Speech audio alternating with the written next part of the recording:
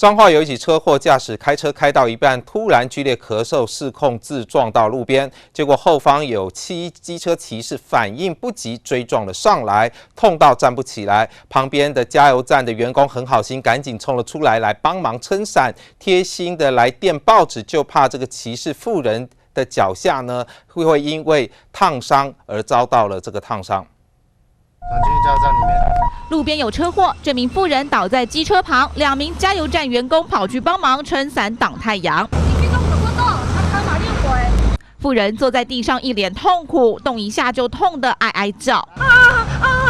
仔细看，妇人打赤脚，却有报纸垫在下面，准备周到。这也是加油站员工好心弄的。这里本来是没有垫报纸的，然后我们叫人拿过来垫的。 妇人会摔车，全是因为这辆黑色轿车当时驾驶开下交流道，却因为咳嗽失控撞路边花圃。对了，我扫着你头光的，就撞到旁边，就撞到旁边，他从后面撞上来的了。驾驶惊慌拿出药袋证明自己有气喘，强调是突然的剧烈咳嗽让他撞路边，还害妇人追撞摔车。但好险妇人轻伤，又碰到加油站员工帮忙撑伞垫报纸，热心又温馨。记者谢忠义彰化报道。